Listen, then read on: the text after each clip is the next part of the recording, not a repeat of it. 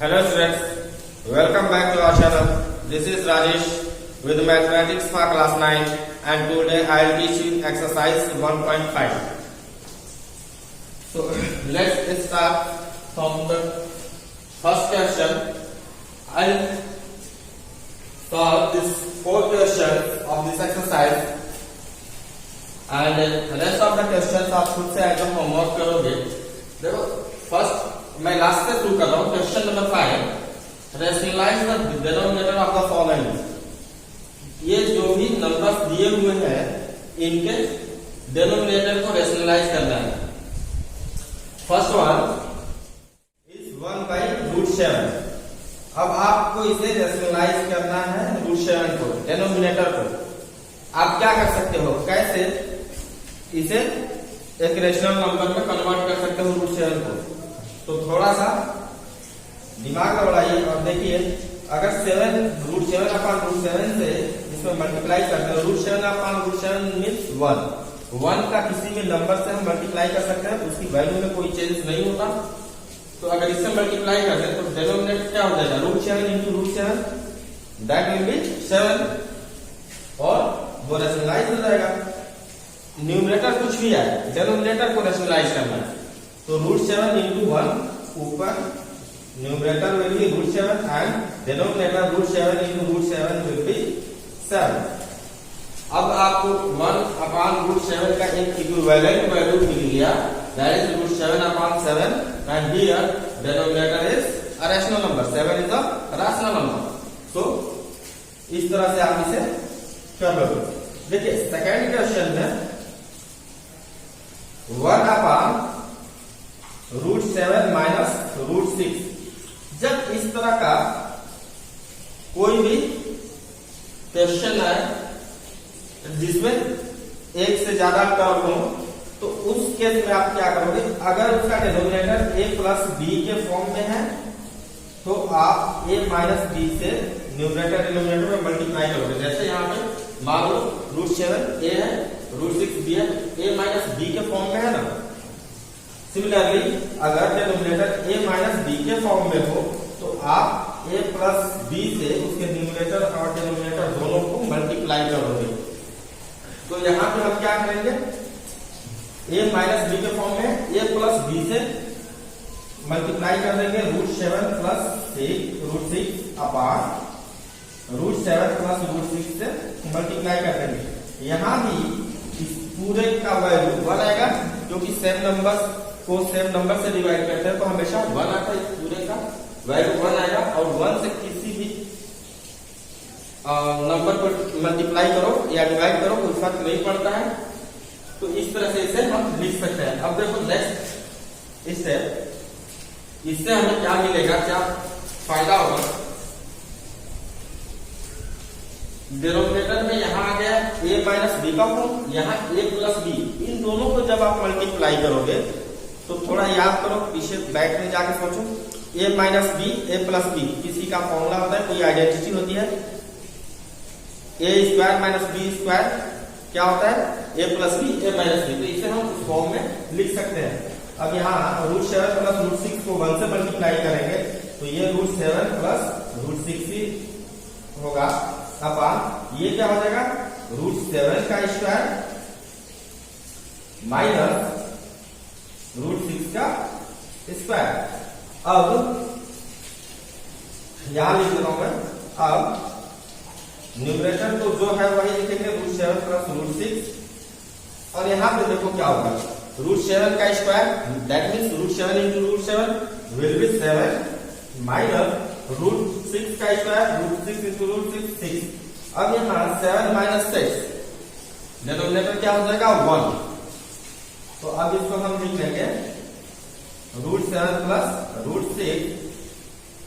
अब यहाँ पे डिनोमिनेटर आप चाहो तो /1 लिख लो, नहीं तो /1 लिखने की जरूरत भी नहीं है.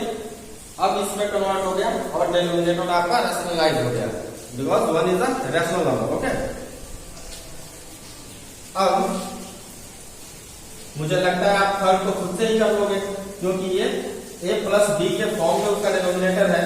a - b से उसके न्यूमरेटर और डिनोमिनेटर को मल्टीप्लाई कर देंगे आफ्टर कैलकुलेशन जो भी आएगा आपका डिनोमिनेटर एक रेशनल नंबर आएगा। ओके, तो नेक्स्ट क्वेश्चन नंबर 4।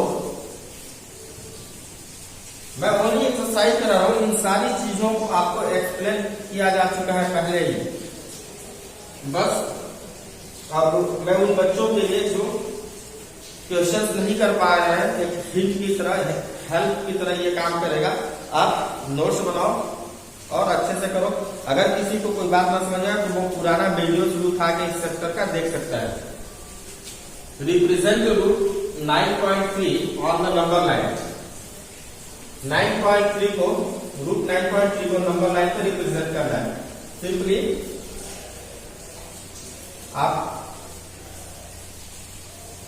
9.3 यूनिट का रूट 9.3 को रिप्रेजेंट करना है, तो आप क्या करो, 9.3 यूनिट का एक लाइन सेगमेंट ड्रॉ करो।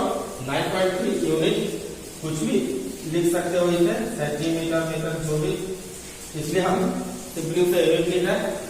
अब क्या करना है आपको, इसे नाम दे दो ए बी, इसे 1 यूनिट एक्सटेंड करो सी पर। Okay, A B is of 9.3 unit and then extend A B 1 centimetre to C. Okay, यहां से आपने 1 सेंटीमीटर या 1 यूनिट एक्सटेंड किया सी तक।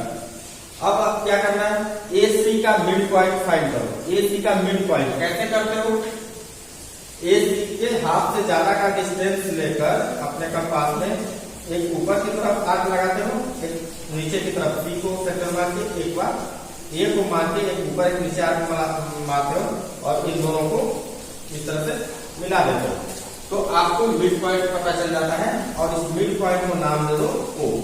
ओके, अब ओ ए या ओ सी के रेडियस पे, क्योंकि दोनों तो इक्वल है, ए ओ और ओ सी इक्वल होगा because O is the mid point of A C. तो ए ओ के रेडियस से एक सेमी सर्कल इस तरह से ड्रॉ कर लो। ठीक है, बात समझ में आ गई। पहले क्या किया, 9.3 यूनिट का एक line segment A B draw किया, इसे 1 यूनिट सी तक एक्सटेंड किया। अब क्या करेंगे, एसी का मिड पॉइंट फाइंड करेंगे। मिड पॉइंट कैसे फाइंड करते हैं, बाइसेक्टर ऑफ अ लाइन आपको करना आता है। देन ए ओ के रेडियस से पॉइंट ए को सेंटर मान के आप दो ऊपर नीचे दो आर्क लगाओगे। अगेन सेम रेडियस से पॉइंट सी को सेंटर मान के ऊपर नीचे आर्क लगाओगे और ये आर्क ऊपर और नीचे जहां पे एक दूसरे को इंटरसेक्ट करते हैं उन दोनों के इंटरसेक्शन पॉइंट को मिक्स करा दोगे, तो ये लाइन जहां पे एसी को कट करेगी that is point O and it is the mid point of AC. अब आप एओ का डिस्टेंस, एओ का रेडियस लेके एक सेमी सर्कल ऐसे ड्रॉ कर लोगे। देन बी से परपेंडिकुलर ड्रॉ करिए। परपेंडिकुलर ड्रॉ करने का कैसे आप करते हो, ऐसे एक किसी भी रेडियस से सेमी सर्कल ड्रॉ कर लो, इसके 3 इक्वल पार्ट्स, सेम रेडियस से 3 इक्वल पार्ट्स में इसको डिवाइड कर दो। अगेन फर्स्ट पार्ट 60 डिग्री का होता है एंड सेकेंड 120, लास्ट वन 130 का होता है। अब 60 और 120 का मिड पॉइंट फाइंड कर लो। ऐसे आप परपेंडिकुलर ड्रॉ कर लो या फिर इसे आप प्रोटेक्टर के हेल्प से भी 90 डिग्री इसमें ड्रॉ कर सकते हो। ओके, 90 डिग्री इस पॉइंट पे डी पे ड्रॉ कर लो। अब इसे जहां पे इस सर्कमफ्रेंस को सेमी सर्कल के सर्कमफ्रेंस को जहां पे कट करता है उसे नाम दे दो पॉइंट डी। अब डी का जो डिस्टेंस होगा, इसका जो लेंथ होगा, ये √9.3 होगा। अब आपको इसे नंबर लाइन पे रिप्रेजेंट करना है। नंबर लाइन पे कैसे करोगे, तो चलो यहाँ पे डी को मान लो 0 और इसे एक नंबर लाइन की तरह आगे बढ़ा दो। 0 से अपने आप कंपास में डी का रेडियस और डी का जो लेंथ है उतना रेडियस लो और इस नंबर लाइन पे एक आर्क इस तरह से मार दो। तो यहां से 0 से यहां तक का जो होगा ये रूट 9.3 3 होगा। Okay, next question, question number 3।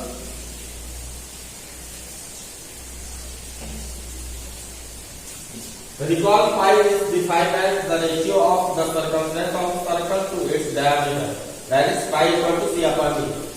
आपने पीछे पढ़ा हुआ है pi equal to c upon d।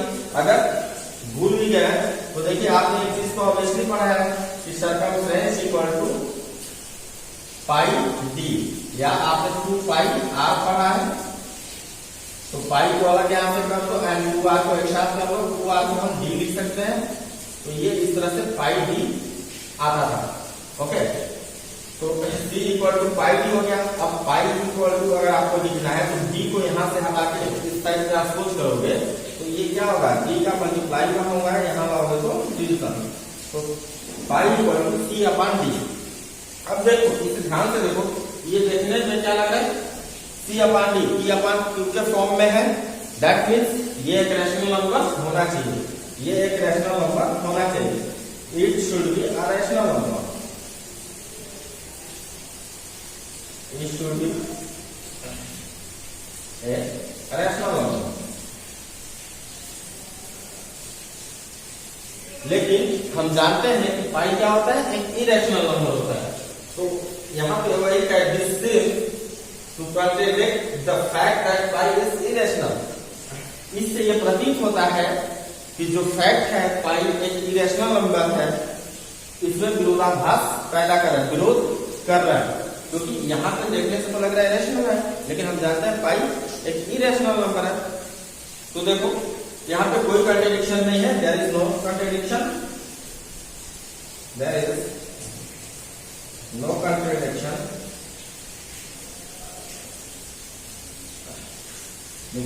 Because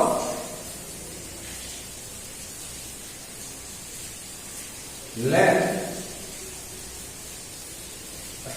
C and D क्या है, एक सर्कमफ्रेंस, एक डायमीटर, दोनों लेंथ है। और लेंथ हमेशा रैशनल नंबर नहीं होता, हमेशा एग्जैक्ट वैल्यू नहीं आता, because length does not always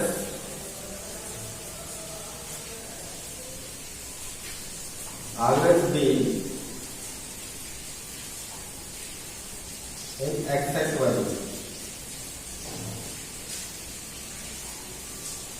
okay, ये हमेशा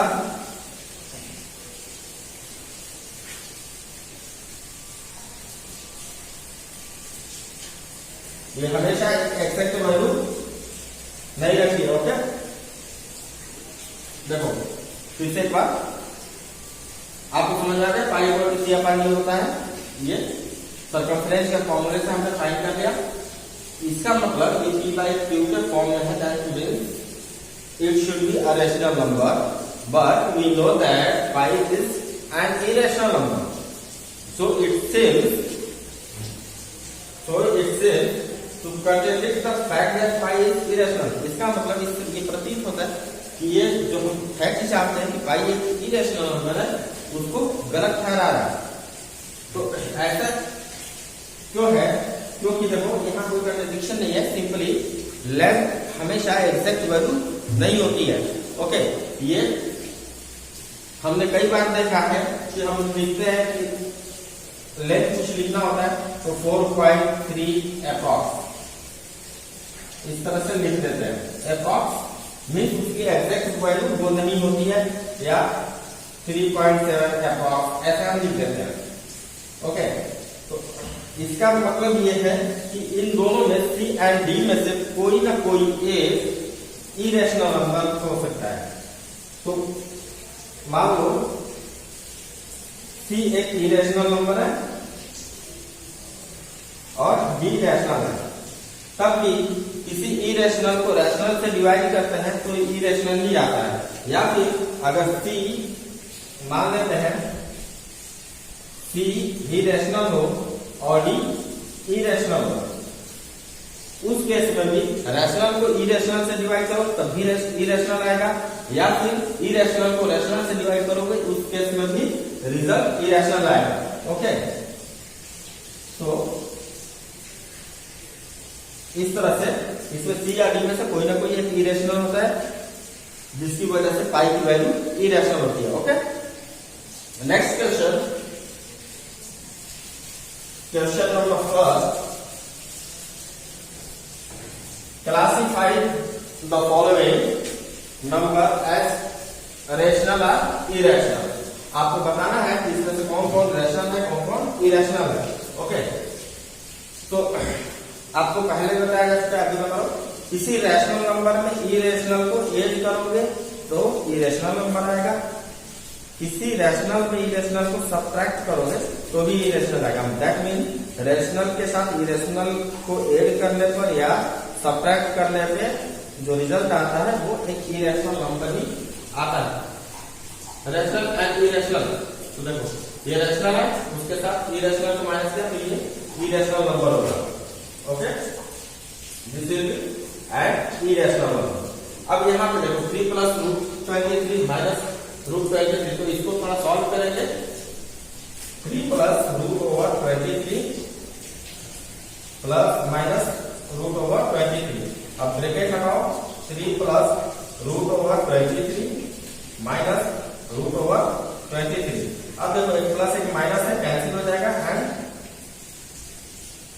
3 will be the result. And 3 क्या है, एक रैशनल नंबर है। ओके, सिमिलरली आप यहाँ पे 2 रूट 7 अपॉन 7 रूट 7 को जब कैलकुलेट करोगे तो रूट 7 से रूट 7 कैंसिल हो जाएगा और यहाँ क्या बचेगा, सिंपली 2 अपॉन 7 बचेगा। तो 2 अपॉन 7 बचेगा, तो ये क्या है, एक रैशनल नंबर है। Okay, this one is also a rational number. ये फर्स्ट वन इरेशनल था। अब 1/√2 मैंने अभी बताया कि रैशनल को इरेशनल से डिवाइड करो या इरेशनल को रैशनल से डिवाइड करो, दोनों केस में ये इरेशनल नंबर होता है। ओके, एंड 2 पाई, 2 क्या है, एक रैशनल नंबर है, पाई क्या है, इरेशनल नंबर है। दोनों का मल्टीप्लाई करेंगे तो क्या आएगा, एक इरेशनल नंबर आएगा। So, first, fourth and fifth are irrational number. Second and third are rational number. Okay? इस तरह से ये exercise 1.5 is over. Next exercise I will teach in next video. Till then, thank you. Have a nice day.